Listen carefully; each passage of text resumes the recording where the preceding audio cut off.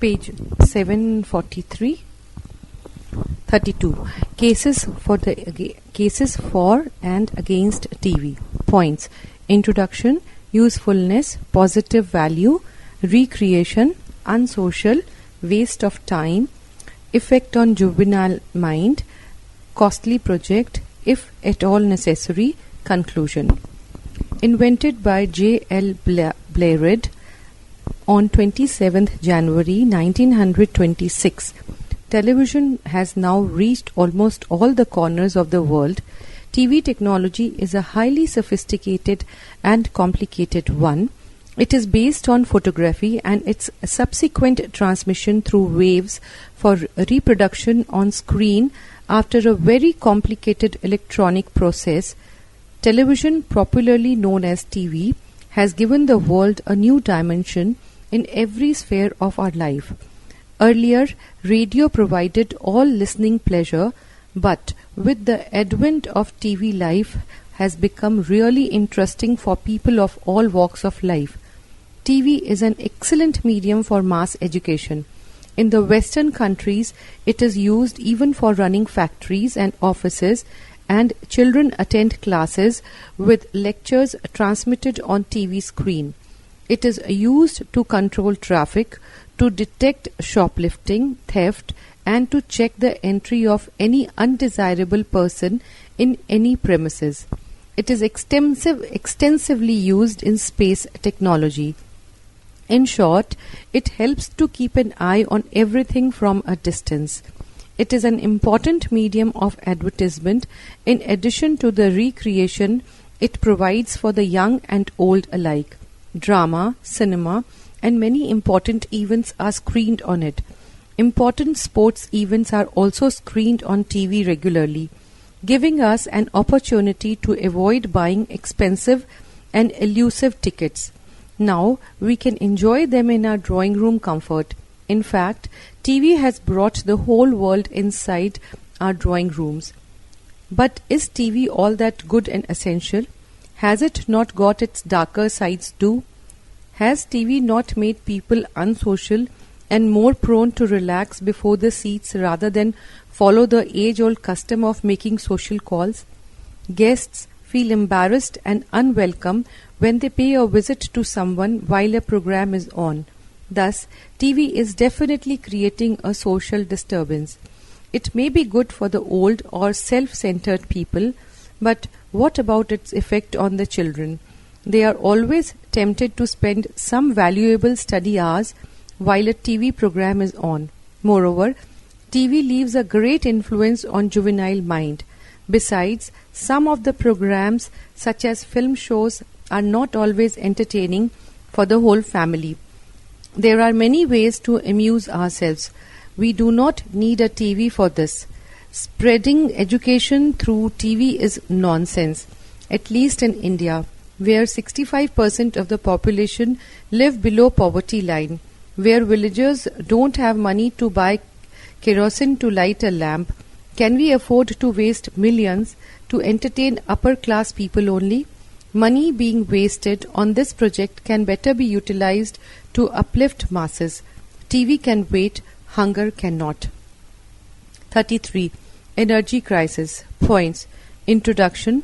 Low stock of conventional energy and its effect on society, economy and industry, alternate sources, solar, conventional and unconventional energy, preservation of energy, conclusion.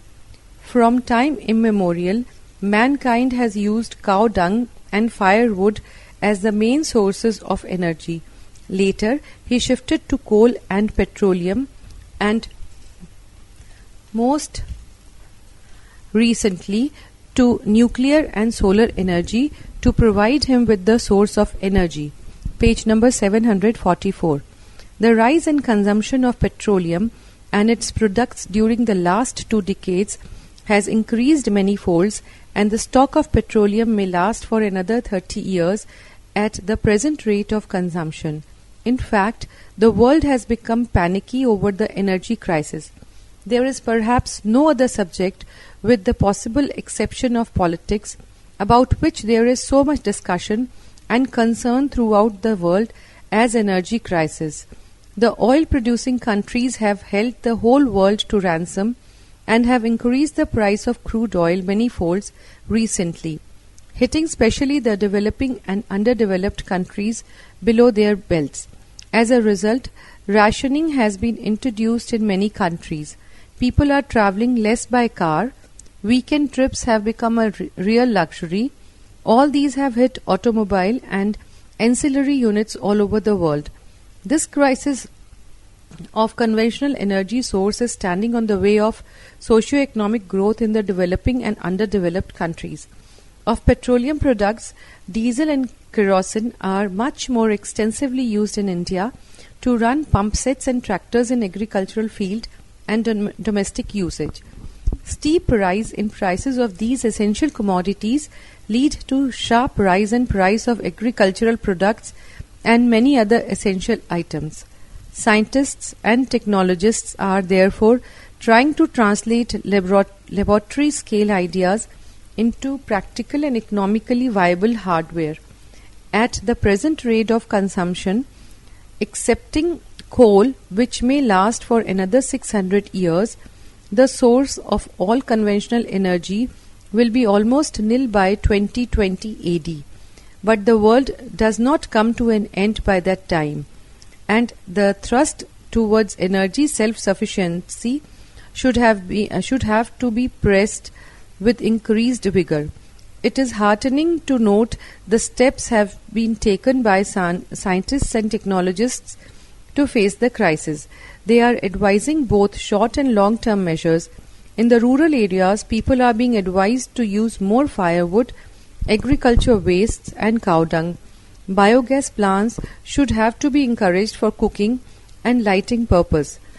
Hydroelectric power stations, though they produce only 12% of the total power in India, should be considered further.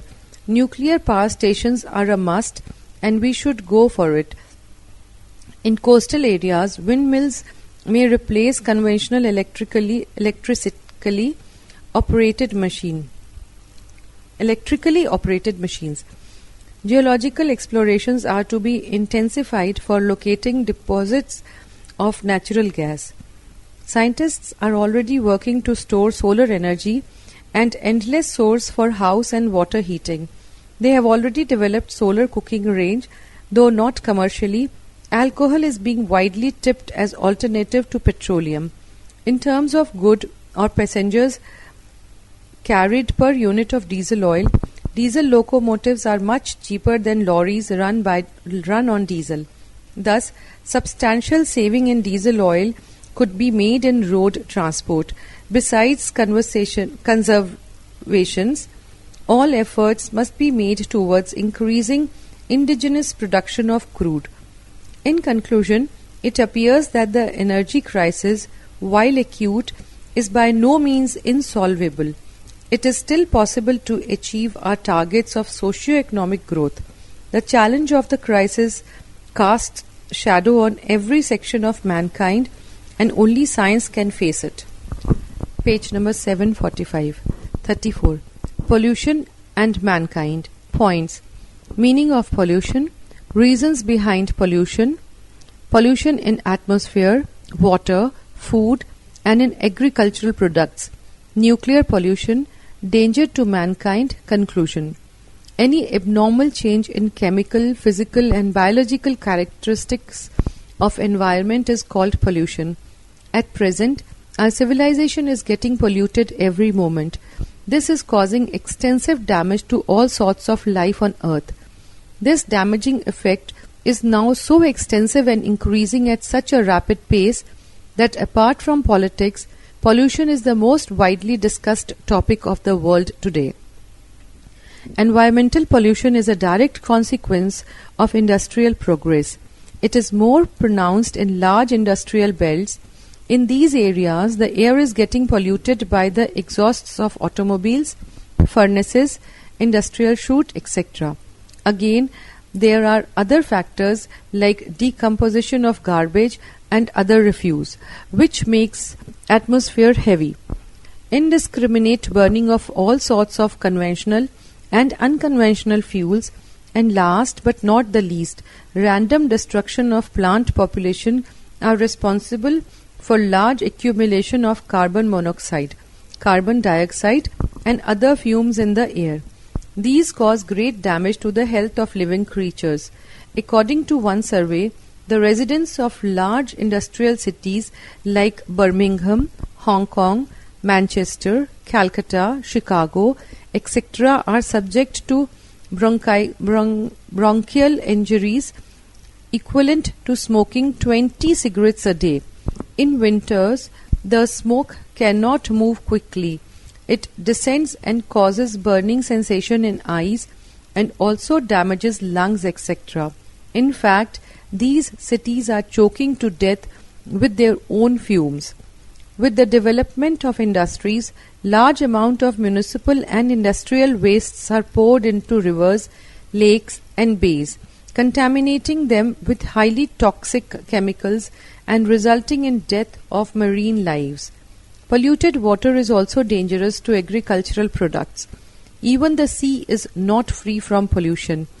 Emission from oil refineries float as sticky oil sludge running over hundreds of miles in the Atlantic and the Pacific Ocean, destroying marine lives and even coastal vegetation where it strikes. The last addition to environmental pollution comes from nuclear explosion. Nuclear explosions and radioactive wastes pollute the atmosphere to an extent beyond imagination. So, the air we breathe, the water we drink, the food we take are not always absolutely pure or healthy. The price of pollution could be the death of mankind. Technically, advanced countries have already taken steps to face the gravity of the situation. London, Paris are now relatively free from notorious smog, a combination of smoke and fog. The authorities have forced the citizens to use smokeless fuel. Effluent treatment of water is a must before its discharge in rivers or lakes. Scientists are now taking steps to isolate and destroy radioactive elements which are real danger to mankind. To create ecological balance, new plantations are on the way. Sensing danger, the United Nations Environmental Programme sponsors 5th June of every year as the World Environmental Day to evolve fruitful possibilities of international collaboration for their global problem. Page number 746. Seminars are being held regularly all over the world to apprise the people of the impending danger of mankind. Impending danger to mankind. We must follow the guidelines to create a better environment and save life on this beautiful planet. 35. The seasons in Bengal.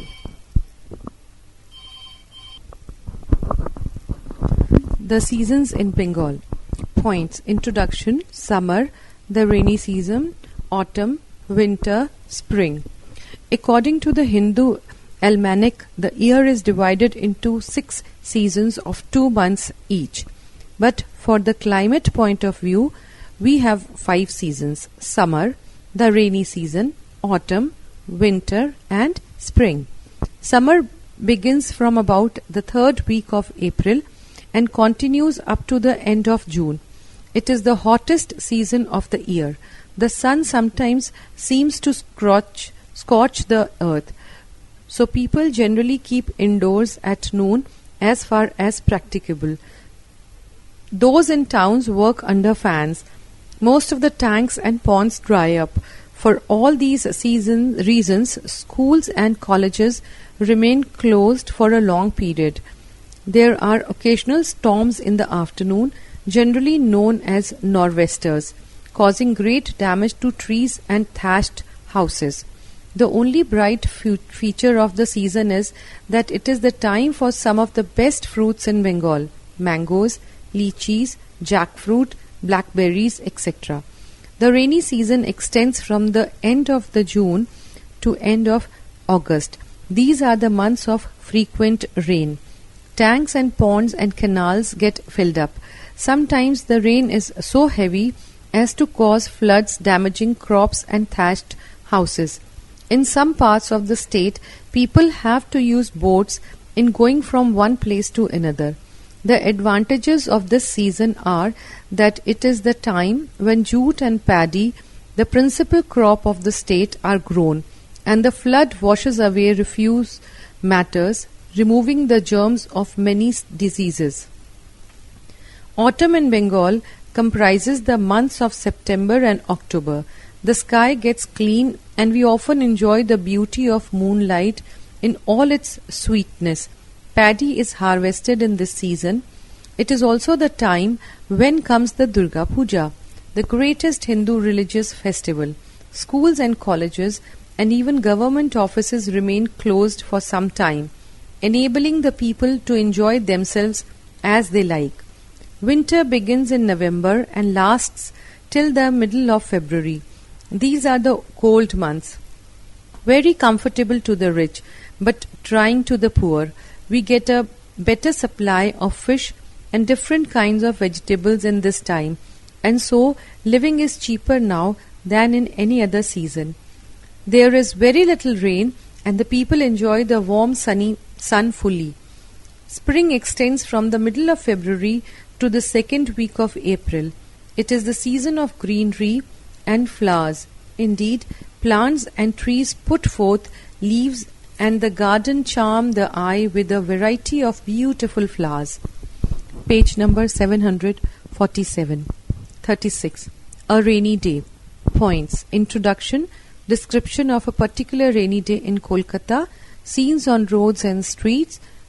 Suffering of people living in huts. Village scenes. A rainy day means a day when the rain is so heavy as to interfere with normal life.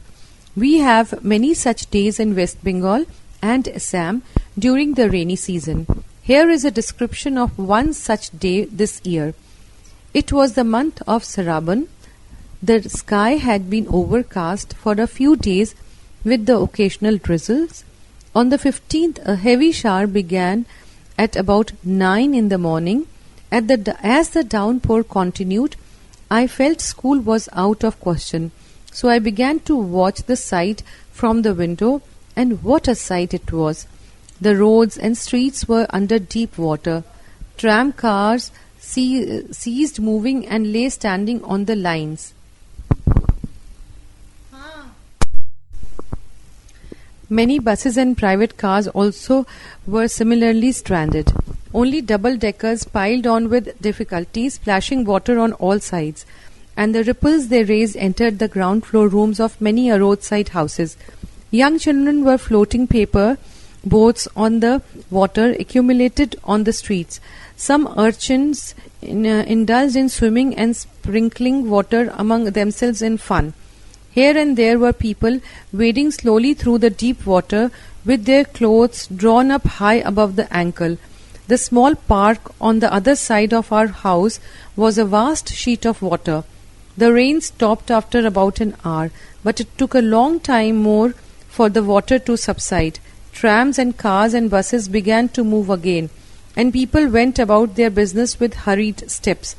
I then came out to see the state of things in the lane close by. Water had entered most of the bastis' houses, and the inmates had taken shelters on wooden cots with their belongings. A few sheds had tumbled down altogether under the heavy downpour. All these brought up before my mind's eye a picture of village life on a rainy day. The roads there are unmetalled and get easily muddy and slippery, so it must be difficult to walk along on such a road. Carts get stuck in the mud, and the carters are held hard put to drag out the wheels. Ponds sometimes overflow the banks, and these troubles often continue for a couple of days even after the downpour has ceased. Much as I disliked the hardships caused to us in the city on a rainy day, my heart went out in silent sympathy to the village people for their suffering on such a day. 37. Famine. Points. What it is and its cause, its effect, how to prevent it, its good features. Famine means generally scarcity of food grain of an extreme nature in a particular part of a country. It is due to a variety of causes. In some countries, as in India, famine is caused by failure of crop on account of drought or insufficient rainfall or heavy rains and flood. It also follows in the wake of a war which lays waste large area in a country. Another case of famine is the increase of population far to excess of food supply. This is why famine is more common in overpopulated lands. The horrors of a famine beggars description. For want of food, people are compelled to eat roots of trees and the flesh of objectionable animals. Husbands leave their wives and mothers, part with their children. Some, unable to bear the pangs of hunger, even kill their dear ones before they commit suicide. Epidemic breaks out because people eat whatever they get. In very ancient, page number 748. In very ancient time, famine was regarded as sent by God for the punishment of sinful men, so the people remained rather passive. Moreover, difficulties of communication made it impossible to carry timely help to the distressed.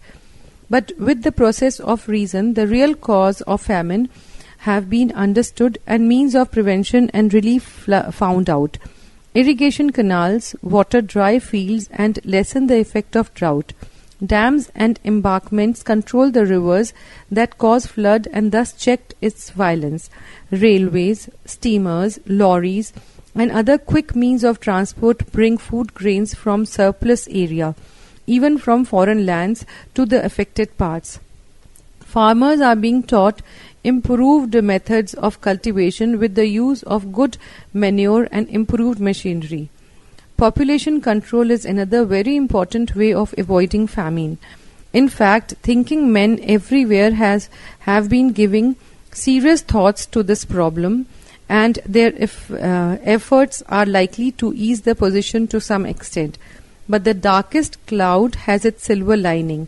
It brings into play some of the noblest of human qualities, such as fellow feeling, sympathy and service. Whenever a famine breaks out, people come forward in large numbers for relief work. It does one's heart good to see or read of the great hardships these workers bear with a smiling face for days together to help the famine-stricken people. 38 Floods. Points.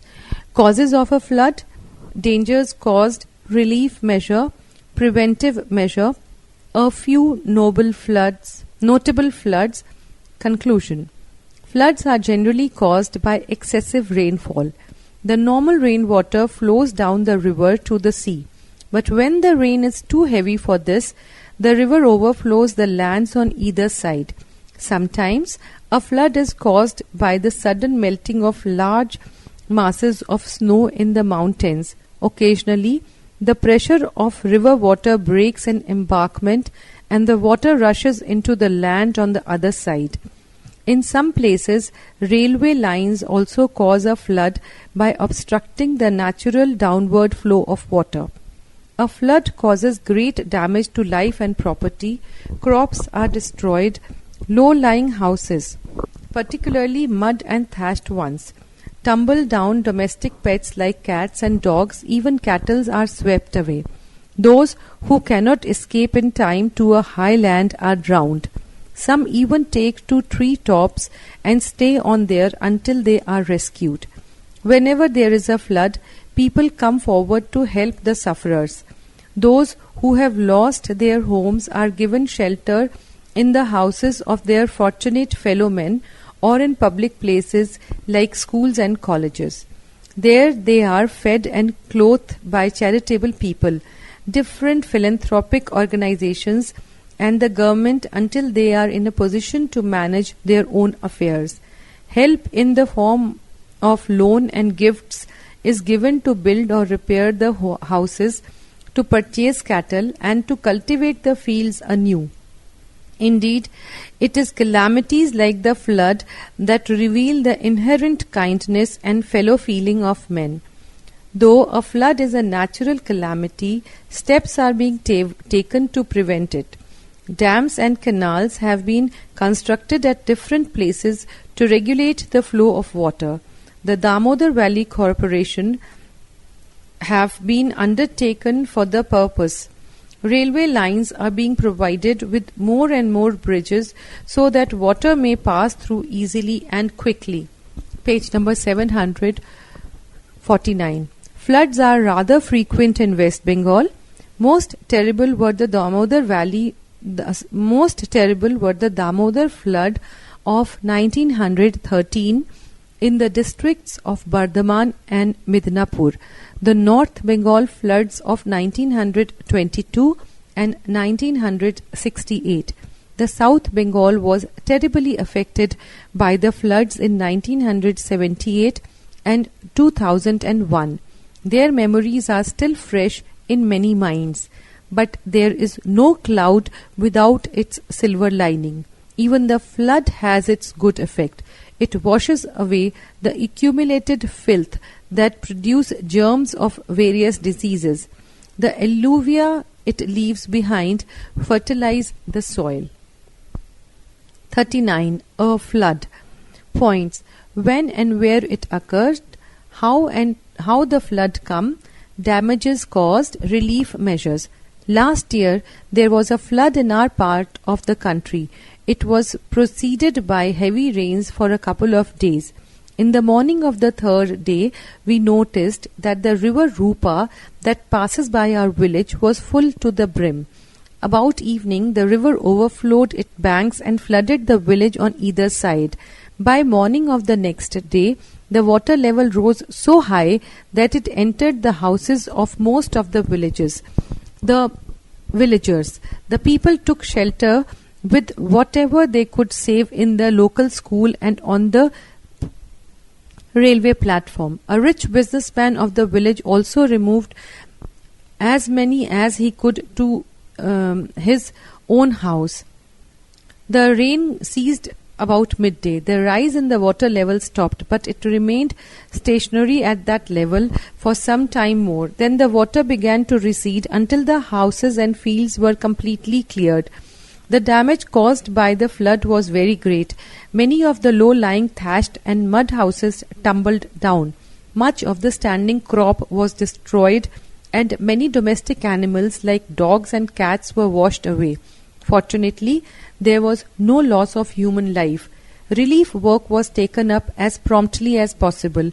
Flattened rice, good, milk powder and clothes were rushed in from the nearest towns and distributed among those who needed them. A businessman opened his granary to provide free meals at noon. Medical squads sent by the government took prompt steps to prevent the outbreak of any disease. Cholera inoculation was given to almost every villager, and DDT and bleaching powder was spread freely to kill germs. But those whose houses had tumbled down or had been damaged, camps and temporary sheds were provided until they could rebuild or repair them. Indeed, it was a sight to see how sincerely the workers and their leaders worked day and night in their noble mission. Thank God, the people have almost got over the calamity and taken up their normal life again. Note the difference between this essay and the last one. This describes a particular flood, while the other is an essay on floods in general.